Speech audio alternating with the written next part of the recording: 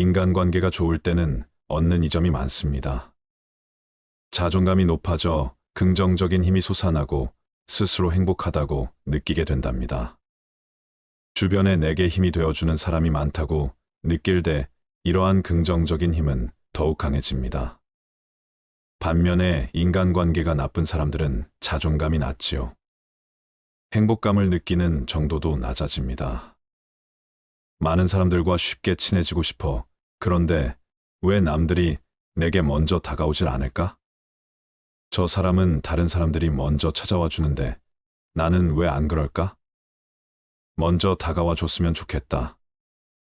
나쁜 인간관계를 고치고 싶어 하는 사람들 중엔 이런 생각을 가진 사람이 많다고 해요. 왜 먼저 다가가지 않고서 다가오기만을 바라는 것일까요?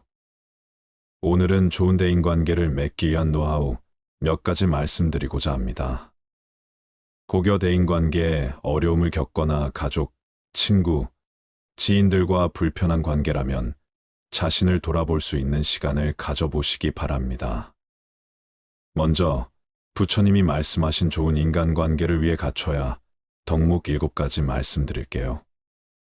석가모니 부처님은 돈이 없어도 남에게 줄 수 있는 7가지가 있다고 했다.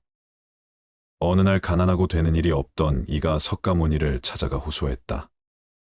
저는 하는 일마다 되는 게 없는데 무슨 이유입니까? 그건 내가 남에게 베풀지 않았기 때문이다. 저는 아무것도 가진 게 없는 빈털터리입니다. 제가 남에게 뭘 줄 수 있단 말입니까? 석가모니가 말했다. 아니, 그렇지 않다.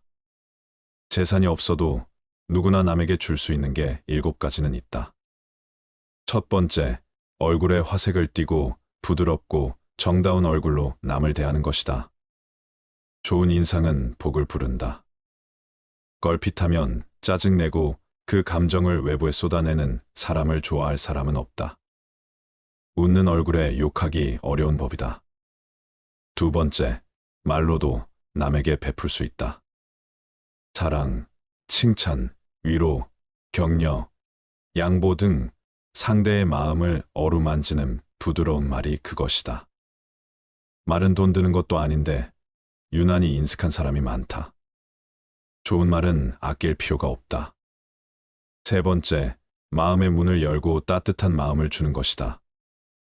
진심의 가치가 무시당하기 쉬운 시대지만 그래도 사람의 마음을 움직이는 건 진정성 있는 따뜻한 마음이다. 사람들은 상대가 나를 진심으로 생각한다고 여길 때 비로소 마음의 문을 연다. 네 번째, 호의를 담은 눈으로 상대를 바라보면 무언가를 베풀 수 있다. 눈은 마음의 창이다. 사특한 마음을 품고 바라보며 그 특유의 탁한 기운이 눈빛에 서려 있다. 그런 건 말하지 않아도 상대가 눈치채기 마련이다. 항상 선의를 가지고 남을 대해야 한다. 다섯 번째, 몸으로 남을 도와주는 것을 말한다. 무거운 짐을 들고 가는 일을 외면하지 않고 다 같이 청소하더라도 적극적으로 자신이 먼저 하면 복이 온다. 당장 보상이 없어도 이런 태도를 하늘이 꼭 기억해 중요한 순간에 기회를 준다. 여섯 번째, 때와 장소에 맞게 자리를 내주고 양보하는 것을 말한다. 양보하는 것이 차지하는 것보다 더 빛을 발하는 순간이 있다. 그런 걸 잘 파악해 상대를 배려하면 그 덕이 반드시 더 크게 돌아온다. 사람은 누구나 은혜를 보답하려는 마음이 있다. 7번째, 굳이 묻지 않아도 상대의 마음을 헤아려 도와주는 것을 말한다. 곤경에 처한 이는 자신의 처지를 외부에 쉽게 말하지 않는다. 자존심 센 사람은 더 그렇다.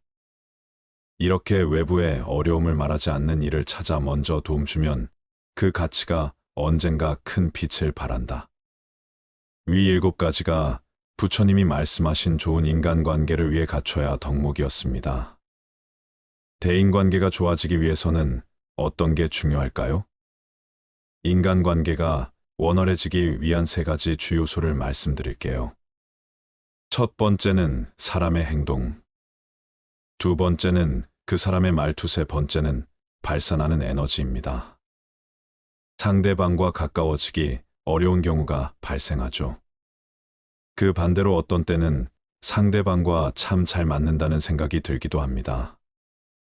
이는 상대방의 행동 말투, 그리고 에너지 때문입니다. 이 세 가지 요소가 대인관계에서 중요한 역할을 차지합니다. 이성을 만나는 것이든 직장 생활이든 심지어 작은 식당이나 가게를 운영한다 할지라도 모두 사람들과의 연결이 중요해요. 손님과의 대화 그리고 말투, 에너지에 따라 성공 여부가 결정되기도 합니다. 결국 인생에서 사람과의 만남이 굉장히 중요한 요소로 작용합니다. 사회생활을 하는 도중에 사람들과 만날 수 없는 경우는 드문 편이죠. 인간관계라는 것이 매우 중요한데 마음이 뒤틀리거나 불안한 감정을 갖는 분들은 상황이 잘 풀리지 않는 경우가 많아요. 직장이나 사회생활이나 결국 다른 사람들과 만나게 됩니다. 혼자 살면 외로움에 시달리기 때문에 인간관계는 어쩌다 보면 필연적인 상황입니다. 그렇지만 여기서 좋은 인간관계, 대인관계를 형성하기 위한 방법들이 있기도 합니다. 바로 좋은 행동, 좋은 말투, 그리고 좋은 에너지를 발산하는 것입니다. 사람들은 행동과 말투를 통해 먼저 인상을 전달합니다. 행동은 급할 수도 있고 점잖게 할 수도 있어요. 그중 가장 눈에 띄는 것이 말투입니다. 소심한 사람들은 주눅 들어 있고 자주 눈치를 보는 편입니다. 이런 사람들은 말투도 소심해요. 소심함과 지나친 자만감은 버리는 것이 좋습니다. 중도의 마음, 행동, 그리고 기운을 갖추면 대인관계가 상당히 원활해집니다. 대부분의 사람들이 실수하는 것은 행동과 기운보다는 주로 말투로 인해 상처를 주거나 사람들과의 관계가 힘들어지는 경우가 발생합니다. 그래서 대인관계에서 가장 조심해야 할 부분은 말투입니다. 말을 잘 표현하면 좋고 유창하게 말하는 것 같이 여러 가지 미사여구를 능숙하게 사용하면 좋겠지만 대부분 우리는 그런 말의 기술을 제대로 배운 적이 없습니다. 스피치 학원을 다닌 분들도 드물고 배웠다 해도 모든 말에 감동이나 사랑스러움이 있지는 않다는 것입니다. 왜냐하면 그 사람의 에너지와 관련이 있으니까요. 즉 말을 아주 멋지게 표현하고 사랑을 전달한다 하더라도 자기만의 고집이 있고 나눔과 봉사가 부족하며 자신의 것만 챙기려는 이기적인 사람이라면 잘 와닿지 않을 것입니다. 마치 거래하는 느낌이 드는 것처럼요. 이는 그 사람의 에너지와 연관되어 있는 것입니다. 기운이란 것은 우리가 살아온 환경과 배경에서 만들어지는 것입니다. 부모의 기운, 형제 남매 간의 기운, 살아온 환경의 기운 등이 그대로 전달됩니다. 따라서 부모의 기운과 자식의 기운이 연결되는 경우가 많습니다. 그러나 성인이 되면 부모의 기운에서 벗어나게 됩니다.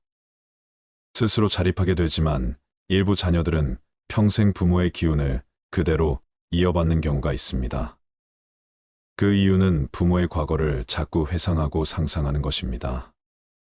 그래서 부모와의 연결고리가 계속 유지되어 부모의 좋지 않은 점을 물려받게 되는 경우가 많습니다. 이 점을 조심해야 합니다. 성인이 된 20살 이후부터는 부모와 별개라는 철학으로 살아가야 합니다. 부모가 돈이 있을지라도 부모로부터 혜택을 받겠다는 생각을 하면 부모와의 연결고리는 점점 강해집니다. 부모님이 주시면 감사한 것이고 기부 등으로 복을 주신다면 그건 역시 감사하게 여기세요. 행운이 돌아오리라 믿어야 합니다. 성인이 되면 부모에게 무엇을 바라지 않아야 합니다. 부모님에 대한 기대도 자제해야 하며 부모 역시 자식에게 바라지 않아야 합니다. 그때부터는 각자 독립된 사람이 되어야 합니다. 그래야 서로 가장 기본적인 부모-자식 관계로서 성장하고 발전할 수 있습니다. 따라서 행동, 말투, 에너지 기운이 세 가지 모두 균형 있게 맞춰져야 합니다. 이는 부모와의 관계, 자식과의 관계, 그리고 사회생활에서 모두 중요한 요소입니다. 그 중에서 가장 눈에 띄는 것은 말투입니다. 말투는 사랑을 전할 수도 있지만 동시에 상처를 줄 수도 있기 때문입니다. 그렇기 때문에 금지해야 할 말들을 주의해야 합니다. 다음은 대인관계에서 말에 관련해 조심해야 할 것 10가지입니다. 첫 번째로 많은 말을 하지 마라. 많은 말을 하게 되면 실수할 확률이 높아지고 잔소리를 하게 됩니다. 또한 많은 얘기 속에서 핵심적인 좋은 말이 희석될 수 있습니다. 명강의에서도 짧은 강의가 더 효과적이라고 합니다. 따라서 아이나 친구, 직장 동료와의 대화에서도 많은 말을 하지 않는 것이 좋습니다. 이러한 방식이 사람들 간의 거리를 멀게 만들지 않도록 도와줍니다. 두 번째로 금지해야 할 말은 명령조의 말입니다. 부모로서 자식에게 명령하는 말을 사용해서는 안 됩니다.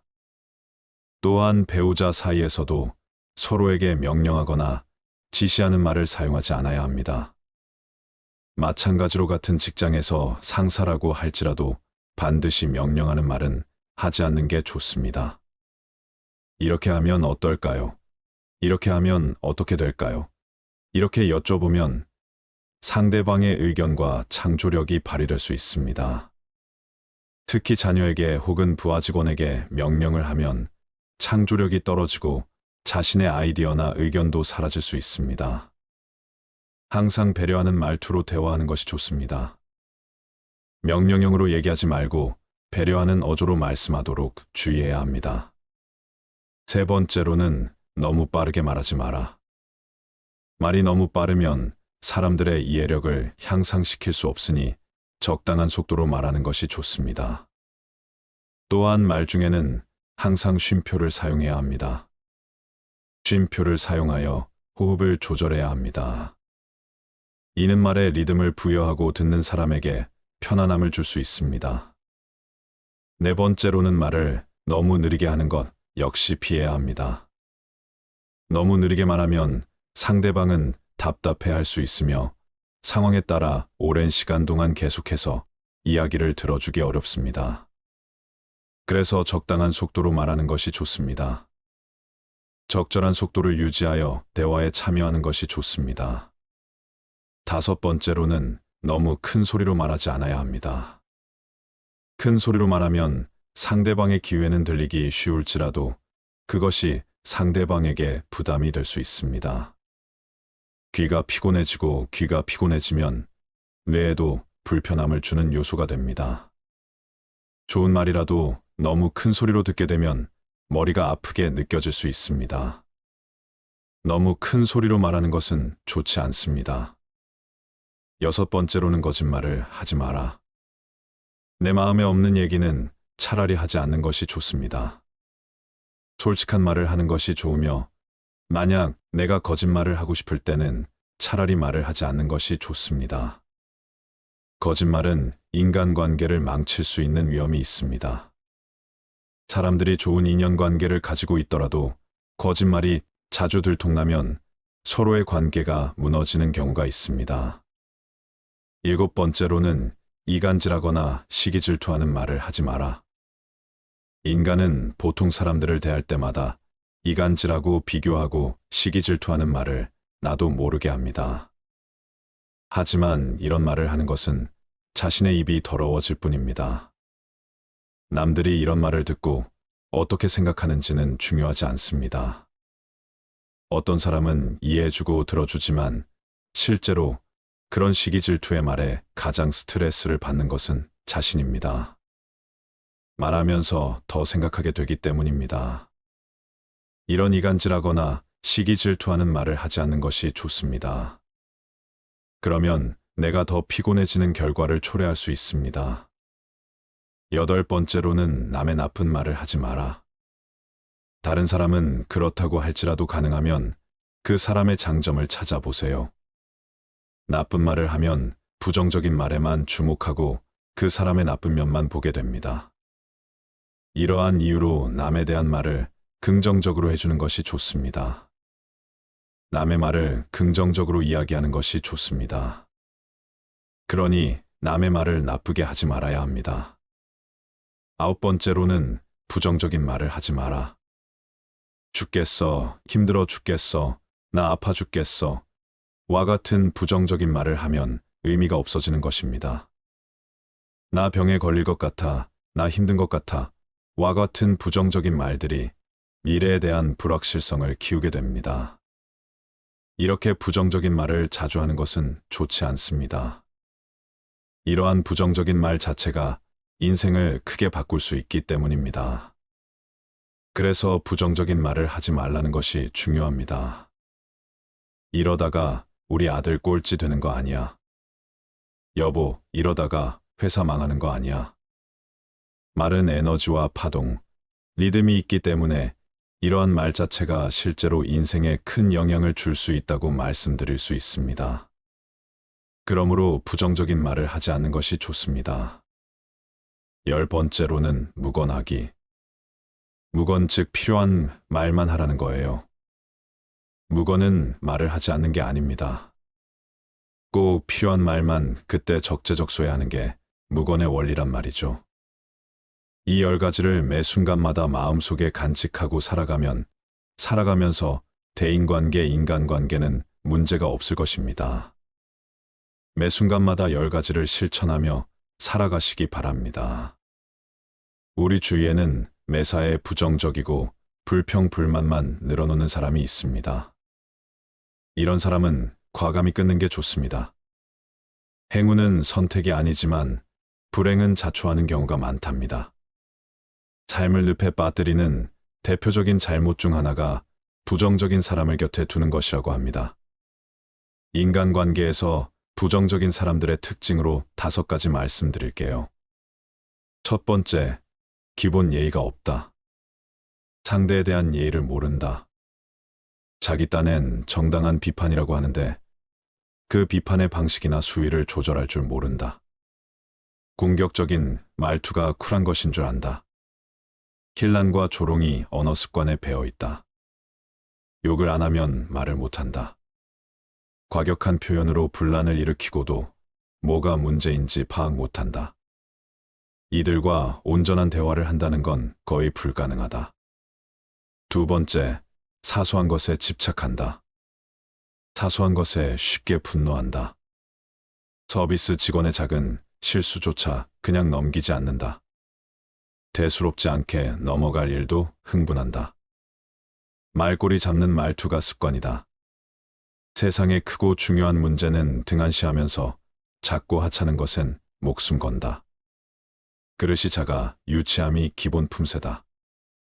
세 번째, 맥락을 파악할 줄 모른다. 달을 보라고 가리키면 손가락만 쳐다본다.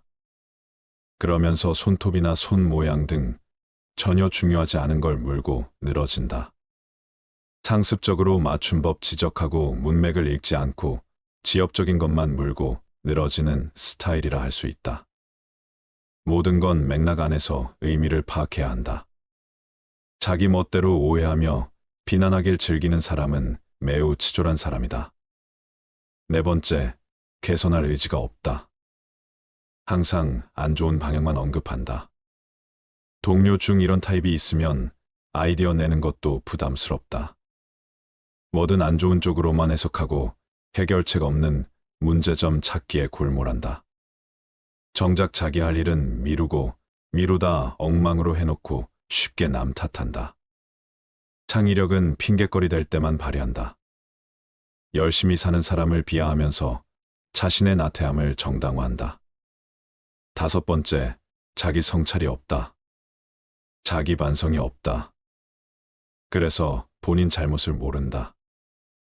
문제의 원인을 밖에서만 찾고 스스로 극복해 나갈 의지는 눈곱만큼도 없다. 이런 타입은 칭찬해도 인색하다. 자신에겐 관대하지만 타인에겐 엄격하다. 색안경을 끼고 세상을 보면 모든 게 이상해 보이기 마련이다. 사사건건 불편한 게 많다면 본인을 먼저 살펴야지 남 탓만 할 일이 아니다. 좋은 인간관계를 맺고 싶다면 멀리해야 할 위와 같은 부정적인 사람은 절대 곁에 두지 마시기 바래요. 공감은 최고의 칭찬입니다. 상대방과의 대화에서 여러분이 표현하는 사소한 공감은 상대방과의 관계 발전에 큰 역할을 할 것입니다. 내가 원하지 않는 것은 상대방 또한 원하지 않습니다. 상대방과 대화를 하거나 행동을 취할 때 내가 듣고 싶지 않은 대화 주제나 내가 하고 싶지 않은 행동은 상대방에게도 요구하지 않아야 합니다. 스스로가 가장 중요한 사람이라는 것을 간과하고 남의 눈치를 보면서 나라는 존재를 상대방에게 모두 맞춰주는 사람이 있습니다. 나를 깎아내리면서 상대방을 높여주는 인간관계라면 지금 당장은 겸손이라는 표현이 어울릴지 몰라도 돌아보았을 때 남는 것은 아무것도 없습니다. 역지사지는 다른 사람의 처지에서 생각하라는 뜻을 가진 사자성어입니다. 매우 간단한 말처럼 보일 수 있지만 인간관계에 있어서 가장 실천하기 어려운 부분인 것 같습니다. 하지만 상대방과 대화를 할 때 역지사지에 대해서 한 번만 더 생각해 본다면 인간관계에 있어서 아주 큰 발전을 이룰 수 있을 것입니다. 남을 내려야 본인이 올라간다고 생각하며 남을 깎아내리는 사람들이 있습니다.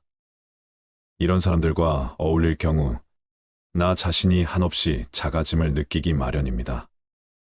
어느 누구도 나를 열등하게 만들 권리가 없다는 것을 명심하시기 바랍니다. 내가 원하지 않는 것은 상대방 또한 원하지 않습니다. 상대방과 대화를 하거나 행동을 취할 때 내가 듣고 싶지 않은 대화 주제나 내가 하고 싶지 않은 행동은 상대방에게도 요구하지 않기 바랍니다. 당연한 말이지만 나에게 악영향을 끼치는 주변 사람들을 멀리하고 나를 발전시키고 나에게 이로운 영향을 주는 주변 사람을 가까이 하시기 바랍니다. 악영향을 끼치는 주변 사람은 지금 당장은 달콤한 유혹처럼 함께하면 즐거운 점이 많을 수 있지만 멀리 보았을 때 후회밖에 남지 않을 겁니다. 충고는 내가 모르는 나의 단점을 객관적으로 바라볼 수 있고 스스로를 발전시키는 최고의 방법입니다. 스스로가 잘못한 부분을 모르고 있을 때 옆에서 나를 위한 진심 어린 조언을 해주는 친구, 직장 동료라면 긴 인생이라는 길을 함께 걸어갈 수 있는 친구를 얻은 것과 다름없습니다. 말을 더듬는 한 아이가 있었습니다. 그래서 그 아이는 자신감이 많이 떨어져 있었습니다. 그의 어머니는 아이에게 말했습니다. 그건 내 머리가 정말 좋기 때문이란다.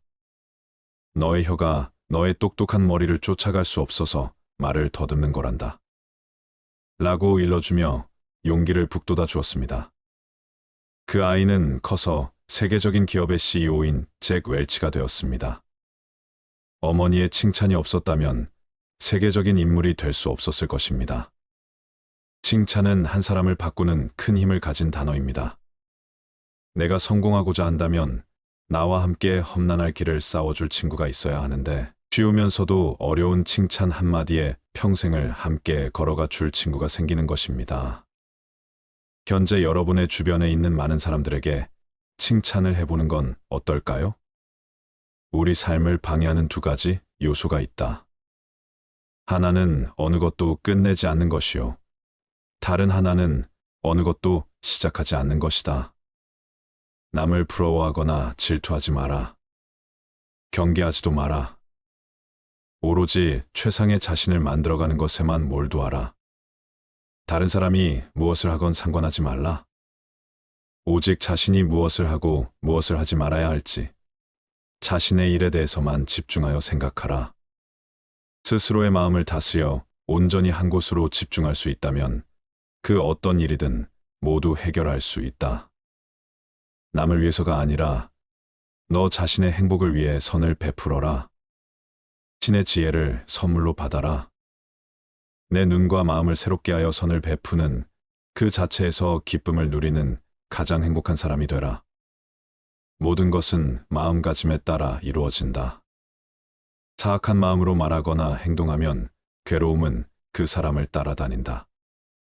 반대로 깨끗한 마음으로 말하거나 행동하면 행복과 보람이 그 사람을 따라다닐 것이다. 부처님 말씀을 토대로 노년의 행복을 위하여 몸과 마음의 건강을 지키는 방법 6가지를 말씀드리겠습니다. 첫 번째, 노후에는 적게 먹어라. 음식이 아무리 맛이 있더라도 제 양을 초과하여 먹어서는 안 된다. 오직 기력을 도와 몸을 이롭게 하는 데에서 그칠 줄 알아야 한다. 수행자는 음식을 탐닉해서는 안 된다. 사람은 누구나 자신에게 부여된 음식의 양과 수명이 있다. 그러므로 자기의 몫이 아닌 음식과 수명을 탐내서는 안 된다. 탐한다 해서 자기의 몫이 아닌 것이 더 오지는 않는다. 음식을 탐하면 수명이 짧아진다. 자기 식복이 정해져 있기 때문이다. 음식에 대한 탐심을 많이 내어 이번 생 자신의 식복을 넘어서면 현생에 더 먹을 복이 없어지기 때문에 수명이 다할 수밖에 없는 것이다. 과식을 하면 복력 또한 소멸한다. 과식을 하는데도 오래 산다면 그 사람은 삶이 불행해지기 쉽다. 식복이 없는데 많이 먹으니 다른 폭력들이 식복을 대체하여 폭력이 줄어들다 보니 불행해진다는 것이다. 음식물 섭취를 줄이면 삶의 진행 과정을 늦출 수 있고 금욕으로 신체의 번식 전략을 생존 전략으로 전환시키면 장수할 수 있다는 것이다. 음식물 섭취를 줄이면 2배에서 4배까지 수명이 증가한다고 한다. 이후야 어찌되었든 과식은 수행자에게 여러모로 도움이 되지 않는다. 과식은 정신을 혼란하게 만들며 온갖 욕구와 번뇌를 불러일으키고 고요한 선정에 이르지 못하게 한다. 소식을 하면 몸도 마음도 경쾌하고 가벼워 쉽게 선정과 지혜를 얻을 수 있다. 두 번째, 술을 멀리하라. 술을 많이 마시면 몸과 마음이 가난해진다. 그러면서도 재물을 가벼이 여기고 사치를 좋아하여 집안을 망쳐 온갖 화를 부르게 된다. 또한 남들과 노름을 즐기고 다른 여색을 엿보게 된다. 술은 온갖 환난의 근본이요 재앙의 근원이다. 술은 독 중의 독이요 병 중에서도 고질병이다. 술은 날카로운 도끼 같아 착한 마음을 손상시키고 괴로움을 부른다. 술을 좋아하는 자는 부끄러움도 몰라 남의 경멸을 받게 된다. 그러므 술을 마실 때는 언제나 절제하는 마음을 가져야 한다. 술은 지혜의 종자를 끊고 어리석음의 결과를 불러온다고 한다. 사람의 정신을 휩쓸고 가는 것은 술만한 것이 없다. 술이야말로 재앙의 근원이고 환난의 근본이다.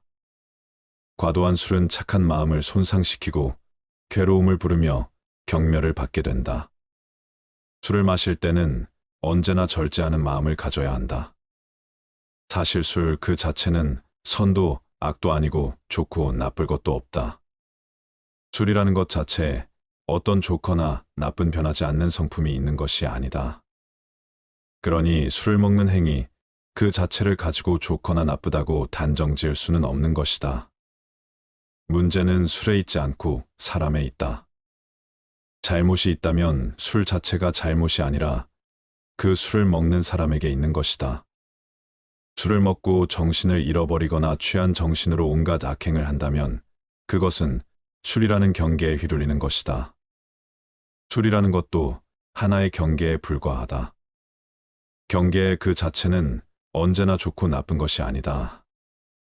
다만 경계를 받아들이는 사람에게 허물이 있을 뿐 술이라는 경계에 휘둘리지 않고 내 스스로 술이라는 대상의 마음을 빼앗기지 않으며 스스로 절제하고 다스릴 줄 아는 사람에게 술은 나쁜 것이라고 할 수 없다. 한두 잔의 술로서 인간관계를 가꾸어가며 술이라는 도구로서 삶의 윤활유로 삼을 수도 있지만 자칫 잘못하면 술이 인간을 망치는 도구가 될 수도 있는 것이다. 내 중심을 잡고 내 안의 주인공이 나를 이끌고 가야지 술이라는 경계가 나를 이끌고 가게 해서는 안 된다. 술이라는 경계에 휘둘리지 말라. 절제하며 게으르지 마라. 생활의 즐거움만을 쫓아 구하고 모든 감관을 보호하지 않으며 마음의 정도가 없고 겁이 많으면 악마는 마침내 그를 뒤엎는다. 바람이 약한 풀을 쓸어 넘기는 것처럼 생활의 즐거움만을 구하지 않고 모든 감관을 잘 지키며 먹고 마의 절도가 있고 항상 정진하여 믿음이 있으면 악마는 그를 뒤지 못한다. 생활은 조금 불편해야 좋은 것이라고 한다. 너무 편하면 게을러지고 자신의 빛을 잃을 수 있기 때문이다. 눈, 귀, 코, 혀, 몸을 가만히 내버려 두고 보호하지 않으면 이내 그 육신의 감각은 좋은 것만을 가리게 되고 욕망에 뒤덮인다. 그러면 나아가 먹고 마시는 일에 절제가 없어지고 몸은 게을러져 어떤 일도 스스로 해 나갈 수 없게 되며 나약해지고 겁이 많아지게 마련이다. 그랬을 때 그 나약한 마음의 틈을 타고 악한 생각이 들어오고 온갖 마장이 들끓게 된다. 모름지기 사람은 생활의 즐거움만을 구하지 않아 불편한 가운데 스스로 이겨낼 수 있는 힘과 지혜를 길러야 한다. 또한 먹고 마시는 일에 절제가 있으며 항상 끊임없이 노력하고 정진하여 마음의 틈을 만들지 말아야 한다. 악마는 그런 수행자를 뒤덮지 못한다. 세 번째, 마치 바람 앞에 우뚝 선 큰 산처럼 죽을 때 가지고 갈 수 있는 것을 위해 살아라. 아무리 건강한 몸이라도 질병에 시달리게 마련이며 젊음도 늙음으로 돌아가고 어떠한 목숨이라도 죽음 앞에 무너지게 마련이니 영원한 것은 자비로운 마음으로 정법을 닦는 것이다. 그러면 임종에 이르러 후회하지 않게 될 것이고 임종에 이르러 후회하지 않으면 집착이 없어 좋은 곳에 날 것이다. 생이 있는 모든 것은 반드시 사가 있게 마련이다. 삶이 경이롭고 죽음 또한 경이롭고 신비롭다. 살아있음이 아름답듯 죽음 또한 아름다움의 시작이다. 죽음이 비참하고 괴롭고 어둡고 무서운 것이라는 생각이야말로 인간이 만들어낸 가장 큰 착각이다. 죽음은 또 다른 신비로운 세상으로의 여행이다. 언제나 미지로의 여행은 신비롭듯 다음 생으로의 여행 또한 신비롭고 설렌다. 물론 이번 생을 온갖 악행과 폭력과 화와 번뇌로 물들이며 악업을 쌓아온 사람에게 죽음은 괴로운 세상으로의 여행이 되겠지만 선행과 자비와 사랑과 나눔과 깨어있음의 수행으로 한 생을 살아온 사람들에게 죽음은 설레고 행복한 새로운 탄생을 의미한다. 누구나 태어나면 죽고 건강하던 몸이 허약해지면 부귀영화도 사라지고 젊음도 늙음으로 돌아간다. 그러나 육신이 죽더라도 업력과 폭력과 수행력은 다음 생에 또 다른 새로운 나를 형성시켜 갈 것이다. 선업을 짓고 자비로서 복을 짓고 깨어있음에 수행을 행한 이는 임종에 이르러 후회하지 않을 것이고 후회가 없고 집착이 없는 이는 반드시 좋은 곳에 날 것이다. 죽음을 준비하는 것은 곧 삶을 어떻게 살아갈 것인가를 준비하는 것이다. 웰다행이 곧 웰빙의 바탕이다. 지금 이 순간 임종이 닥친다면 후회가 없을 것인가? 업과 복과 수행 앞에서 부끄럽지 않을 수 있겠는가? 죽고 나서 가지고 갈 수 없는 것들의 목숨을 거는 어리석은 삶을 그만두라. 죽고 나서 가지고 갈 수 있는 것들이야말로 참되다. 죽음에 이르렀을 때에도 생사의 분별에 집착하지 않으면 평생을 쌓아온 업장이라 소멸할 수 있다. 일생을 수행했을 임종에 이르러 생사에 집착하면 그 수행은 물거품이 되고 오히려 마귀의 포로가 되고 만다. 지금이라도 본래 마음을 깨달으면 다시 번뇌에 물들지 않는다. 하루 중에도 잠자리에 들기 직전이 중요하다. 시끄러운 TV, 소음에 시달리다 잠에 들면 잠든 내내 소음이 꿈속까지 뒤따라와서 정신을 뒤흔들어 놓지만 잠들기 직전 고요함 속에서 잠에 들면 밤새 고요함이 지켜진다. 가만히 잠들기 직전 무슨 생각을 하다 잠이 들었는지, 그리고 그 생각들과 꿈에는 어떤 연관이 있었는지를 떠올려 보라. 잠들기 직전의 생각이 온통 꿈속까지 휘젓고 다니며 단점을 방해하고 있음을 알아차리는 데는 그리 많은 노력이 필요하지 않다.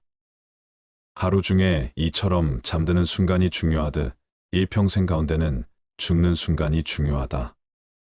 아무리 일평생 수행을 잘했다 하더라도 죽는 순간 생에 집착하여 미련을 못 버린다면 그간의 모든 수행은 물거품이 되고 오히려 마귀의 포로가 되어 헤매고 말지만, 죽음에 이르러 생에 집착하지 않고 냉철한 깨어 있음으로 죽음의 순간을 지켜본다면 일평생의 수행을 뛰어넘는 결과를 얻을 수도 있다. 죽는 순간 생사에 집착해 자유롭기 위해 사는 순간에도 끊임없이 생사의 집착을 놓아버리는 공부를 하는 것이다. 하루하루의 삶이 깨어 있으며 집착을 버리고 욕망을 거스르며 온갖 번뇌를 놓아가는 쪽으로 비움과 수행의 삶을 사는 사람에게 죽음은 삶의 연장이다. 삶의 순간순간을 어떤 방식으로 살았느냐에 따라 죽는 순간을 어떻게 대처하느냐가 결정되어지기 때문이다. 올바른 웰빙이란 웰다잉과 다르지 않다. 웰다잉을 위해 죽는 순간에 공부를 위해 사는 순간, 생사에 집착 없이 올바로 죽는 연습을 하는 것이다. 생사를 비롯한 양극단의 모든 분별을 죽이는 것이야말로 참말로 잘 죽는 웰다잉이다. 네 번째, 더 이상 애쓰면서 살지 마라. 부모에게 받은 이 몸은 마치 시방의 허공을 입으로 불면 미진의 티끌이 있는 듯 없는 듯함 같으며 맑은 큰 바다에 거품이 흘러가면서 생겼다가 사라졌다함과 같다. 겉모습과 몸매와 외모가 중요한 세상, 이런 세상이야말로 이 세상이 얼마나 정신적인 타락의 길을 걷고 있는지를 증명해 주고 있다. 바깥에 보이는 것에 휘둘린다면 내면에 중요한 것은 뒷줄 신세를 면치 못한다. 몸의 실체는 어떠한가? 그것은 꿈과 같고 환술 같고 거품과 같고 그림자와 같고 티끌과 같다. 이런 몸을 무얼 그리 사랑하고 애착하는가? 그래서 옛 스승들은 이 몸을 똥주머니라는 똥만 잔뜩 넣어 가지고 다니는 똥주머니라고 했다. 똥주머니를 위해 무얼 그리 치장하고 내세우며 어여삐 여기는가? 몸 안에 온갖 내장이 기관들 똥오줌을 다 끄집어내 보면 얼마나 더럽고 흉측한 것인가? 그걸 다만 이 하얀 살결에 포장한 것에 지나지 않을 뿐이다. 살결에 포장한 것을 조금 잘했다고 예쁘다 하고 못했다고 못났다고 차별할 일이 무엇인가? 모두가 한낮 뜬 구름과 같고 바다에 뜬 거품과 같으며 꿈과 같고 그림자와 같은 것일 뿐이다. 다만 마음이 중요한 것이다. 몸을 중요시 여기는 그 마음이 우리 몸을 더욱 더럽히고 욕되게 만든다. 몸에 얽매이고 집착할수록 정신은 공허하게 총기를 잃고 만다. 그러니 몸 형상 모습 생김새를 탓하지 말고 또 얽매이지도 말자. 몸을 이제 그만 놔둬라. 다섯 번째, 부모님을 잘 섬기고 부모님께 효도하라. 부모님 공경이 곧 부처님 공경이다. 부모님은 나를 낳아서 나로 하여금 도를 배우게 하심으로 모든 남자는 나의 아버지이며 모든 여인은 나의 어머니로 알아라. 이제 깨달음을 얻는 것은 다 부모님의 은혜이니 사람이 도를 배우고자 하면 먼저 효도로 정진하지 않으면 안 된다. 부모님의 은혜는 부처님의 은혜와 동등하고 부모님을 섬기는 데서 오는 과보는 불보살님을 섬기는 데서 오는 과보와 동등하다. 부모님께 효도를 베푼다면 이 세상의 모든 선행에 으뜸이 된다. 부모님이야말로 지금의 나를 개 한 뿌리이며 근원적인 인연이기에 부모님이나 부부 자식처럼 나와 가까운 인연은 곧 내 안에 업이 투영된 관계라고 볼 수 있다. 그들 속에서 나를 볼 수 있어야 한다. 그들과 나와의 관계는 곧 내 안의 업을 녹이는 공부이고 나 자신을 성장시켜가는 마음, 공부의 생생한 현장이다. 업장 소멸에 열린 장이 바로 가족이며 부모다. 그렇기에 부모에 대한 효도야말로 우주적인 순리를 따르는 수행이 자비의 시작이다. 부모님과의 관계가 바르지 못하다면 그 첫 단추가 사회생활의 모든 단추를 흐트러지게 만든다. 가족과의 관계, 그 기초 위에서 모든 타인들과의 인연이 성숙되어 가는 것이다. 특히 효도는 모든 자비와 지혜의 첫 단추와 같다. 그래서 부모님을 공경하는 것은 곧 부처님을 공경하는 것과 같다고 하는 것이다. 부모님처럼 가장 가까운 인연을 소중하게 간직할 수 있어야 한다.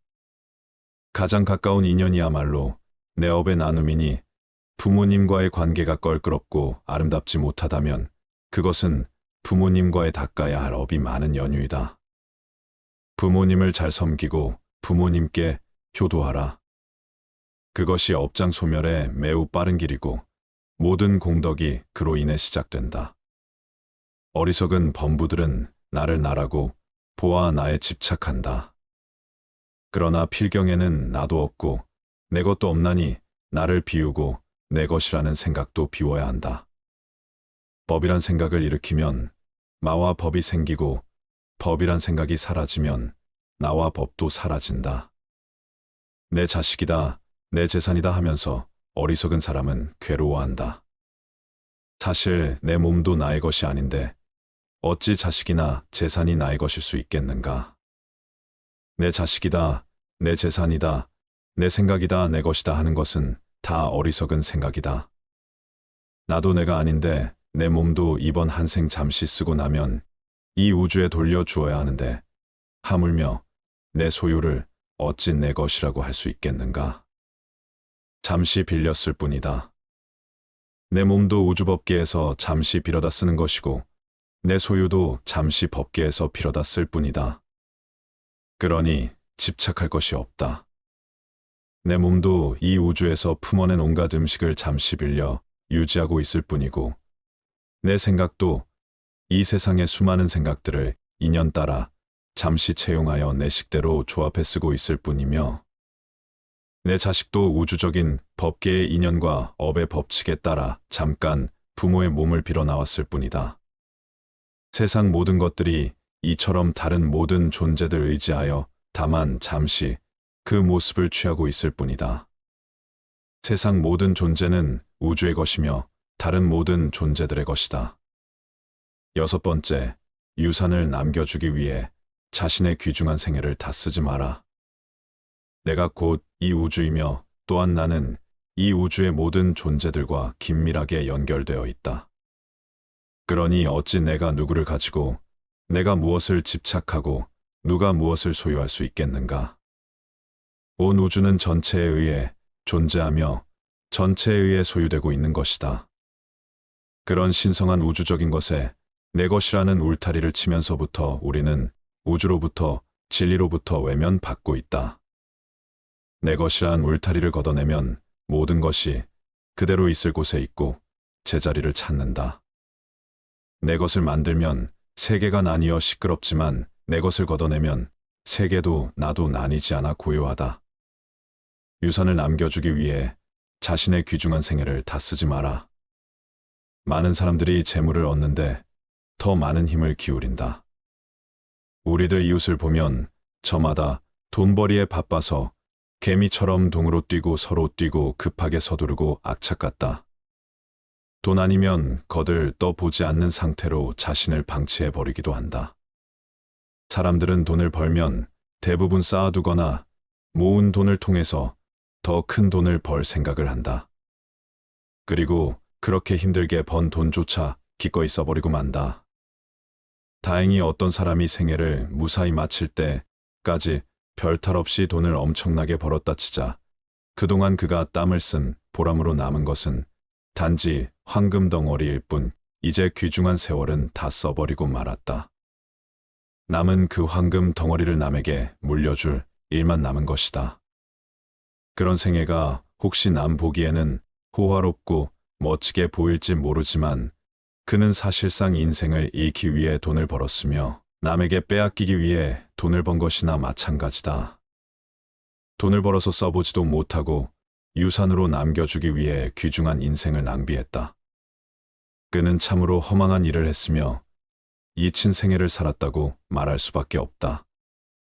평생을 의식주의 호화호식 위에 악전고투를 하며 사는 것처럼 어리석은 일은 없다.